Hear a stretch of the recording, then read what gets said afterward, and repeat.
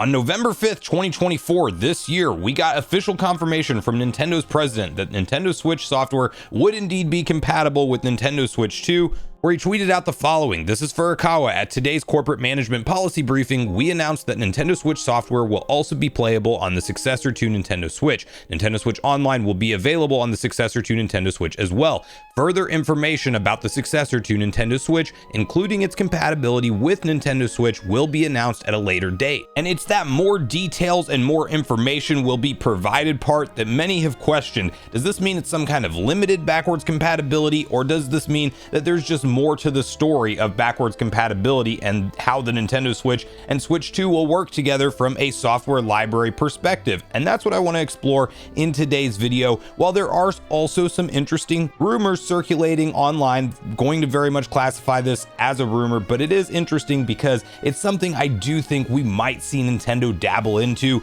as we talk about them going into the next generation, and that is the idea of enhancing some of their more popular games on Nintendo Switch, aka you can run them in 4K via DLSS upscaling, maybe similar to some of those reports we saw from Gamescom 2023, where developers were supposedly briefed with a version, kind of tech demo version of Breath of the Wild that was running at 4K 60 frames per second and virtually no load times when teleporting between various shrines and map markers and things. And is there a world where not just repackaging and reselling the same games for $70 again, but rather Nintendo providing this maybe as a free update for Nintendo Switch Online members or just members that buy Switch 2 in general? Or at the very least, give us a very small price tag similar to that of Sony, where if you own the game that's getting an enhancement patch, you can do so by just buying a $10 patch upgrade for the new system and having all of the modern enhancements and not have to go repurchase said software. And I also want to dive into the topic a little bit on if there will be any hurdles around backwards compatibility, aka will physical games for sure work? Will all of your eShop purchases just seamlessly transfer over to the new console? So we're going to unpack all of this. Before we do, make sure you like, subscribe, and turn on your bell notification to join Sunbro Nation if you're new here. And I want to first start off this conversation with the rumor portion of it, because there is some chatter floating around online that has been covered by various different YouTubers here on the platform, friends of the channel. I saw both Nintendo Prime and Andre's Restart discuss this over on their channels, and I find it to be rather interesting. Now, the original rumor stems from fellow YouTuber and friend of the channel as well, Mike Odyssey. However, we do have somebody that you probably know also weighing in on this, known as Samus Hunter, who you know my stance on them has been very iffy. I agree that they got stuff right in 2024, but they've been talking a lot more recently after getting said leaks right. They're 3 out of 4 so far, because the last tease was for Silk Song and we haven't seen that happen yet, but they did say it would happen over the winter time, and that when they were posting that tease that it might be early. So far they seem to check out for this year, but they're also starting to chime in on a lot of information as we've seen all of these Switch 2 leaks and rumor mill conversations circulate and ramp up more recently, and that seems like a little bit of a red flag for me, knowing about their track history. But first, let's look at Mike's post, and I do want to add in a little bit of context here, because Mike has become more well connected within the industry as he's partnered with companies like IGN to produce and put on Indie Mania, which was a really cool thing that happened a few months back to highlight a bunch of indie games coming to Nintendo Switch and various other platforms. And Mike's not claiming to be a leaker here, but he is claiming that he has gotten some information that you would presume that as you become more well connected within gaming communities and online communities, that sometimes people that are verified employees somewhere reveal a certain tidbit of information, and maybe that's what will add some validity to this claim here. I do believe that Mike was told this. Now, what we don't know is that who's the person that told it to him, and how reliable are they, and how much vetting was done with said source. You just don't know all of this information, so take this with a massive grain of salt. But we have both Mike and Samus Hunter's post to look at regarding this. So first, you see Mike's post, which says, I usually don't share information and I'm not a leaker, but recently I heard that Nintendo is diligently working on multiple patches for several games, not all of them. These patches will be showcased in the upcoming Switch 2 trailer. My understanding is that we won't be upsold on playing Breath of the Wild or The Legend of Zelda Tears of the Kingdom in 4K resolution on the Switch 2, which is fantastic news. Additionally, the trailer is complete and the highlights include screen size, new Joy-Cons, third-party support, and a new dock. The screen size will be relevant to the Let's Play Together feature in table mode. And Samus Hunter then chimed in on this post and said, regarding updates on Switch 1 titles for greater compatibility with 2, I can confirm that Nintendo has built a system to allow these type of updates. Although there has been work on a better version of Breath of the Wild, I'm currently unaware of how it will be handled. What I do know, however, is that 2 online-focused titles, which will be important to keep supported because of their direct sequels, will arrive no earlier than the end of 2026. We'll have updates with extra content as well as some new features related to the console's new services. So even if you want to completely write off those rumors and sources on what's being claimed here, I will say one thing. I am convinced of the actual existence of some kind of 4K version of Breath of the Wild running at 60 frames per second being out there. This actually ties back to a leaker that essentially was just revealing products left and right accurately, and a lot of them due to code names, internal code names from them lurking servers and different things like that and gaining information. Who knows exactly how they did it, but we are talking about Midori, and they actually once upon a time revealed that Nintendo had an internal code name for a game called U-King-O, and we know that Nintendo does that dash with the code name of whatever the next console is in the title historically, because of how we've seen them handle code names for games like Mario Kart 8 Deluxe, which had a -S in it for Switch, and we know the internal code name for Switch 2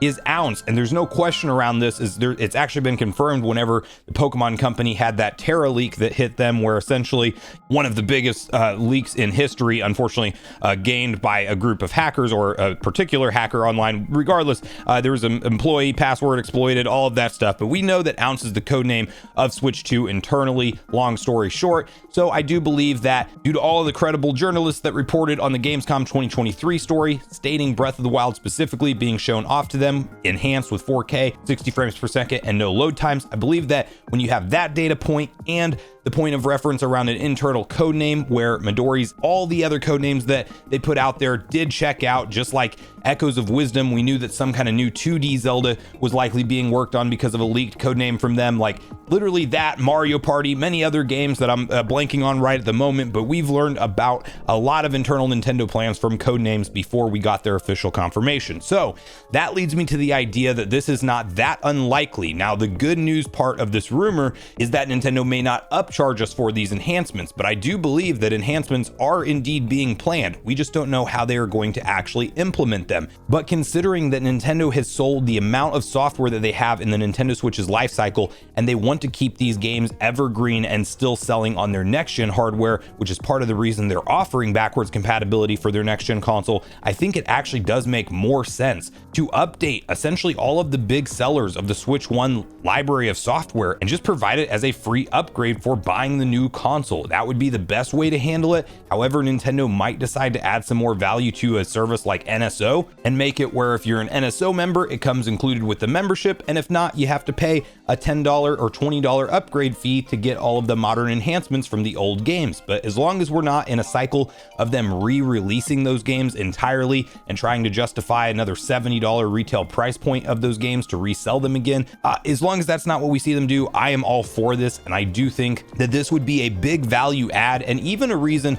for some people that just love their Switch 1 library to go out and get a Switch 2 quicker, because you could argue that, you know, maybe you won't be super excited for the next 3D Mario or Mario Kart if that's not your style of game, but you're a Zelda gamer, you know that we're gonna have to wait a while for the next major 3D open world Zelda experience, and in the meantime you would love to play Breath of the Wild and Tears of the Kingdom over again, and now Nintendo's giving you the opportunity to replay those games in 4K with 60 frames per second and minimized load times. Like, that's actually a value addition for you to go pick up a Switch 2 now and replay those classic games that you want to go back through again with some modern enhancements. So while it's not confirmed, and Furukawa did say there's more to explain on backwards compatibility and how it will work, this is some promising information, and I think that from a business perspective it checks out and makes sense. And when you cross-reference reference the fact that we have some internal code names of games that are either getting remade or up-resed, or maybe these patches like what Mike is hearing about. It's nice to see stuff like this potentially line up. So in terms of quickly addressing like if there will be any gaps in backwards compatibility, I personally don't expect it. Like the Labo games and some one-off projects that are weird with how they work on Switch might be the one exception to this rule, but in general, I think we're going to see Nintendo come out with full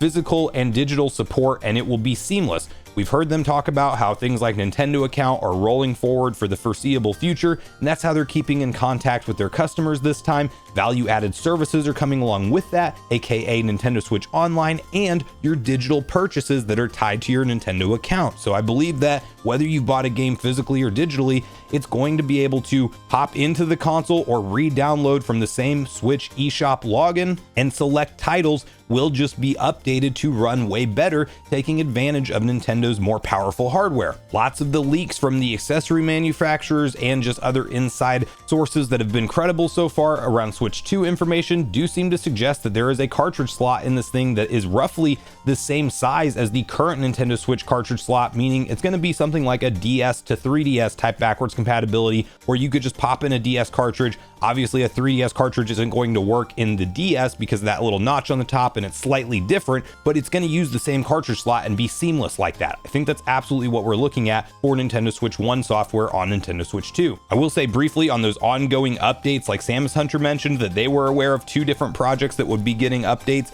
that are important for the online community. One user did actually respond to that and guessed Pokemon Scarlet and Violet and or Splatoon 3, and Samus Hunter replied and said that's a good guess. Doesn't confirm that those are both the games, but I do think Scarlet and Violet getting some kind of performance patch on the next generation hardware with even some minor content updates would be obviously a huge win. I mean, that's the standout game that even if you run it to this day, it just still chugs in certain situations on the Switch. Most of the time in the overworld, if there's any kind of weather or effect, or you have multiple Pokemon running around, I mean, you're dipping down to 15 frames a second or less in some cases. So definitely something that could use a power bump, just a raw power bump for the next gen console, and that would be a good guess. I saw in Andre's video, he theorized about Smash Bros. Ultimate maybe getting that update treatment, and maybe instead of us getting an entirely brand new from the ground up Smash Bros, we actually get a deluxe edition more or less of Smash Ultimate with new content, further character roster enhancements, and just reworked textures, 4K, 60, all of that kind of stuff included. Maybe that is on the table, and while I would still personally love to see a from the ground up Smash Bros, I could see the argument that that's already such a content complete game that it's going to be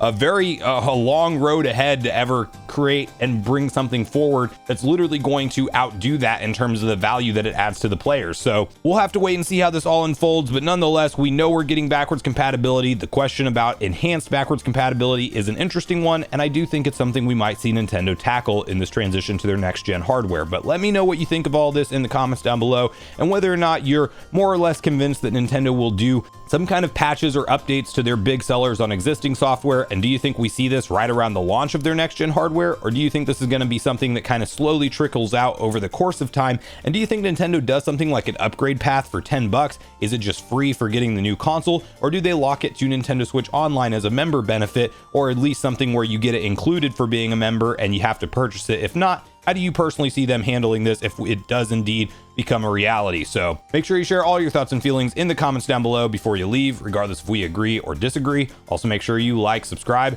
turn on your notification bell. And with that, I've been Sunbro, you've been Nation. Thanks so much for watching, and I'll see you guys in the next video.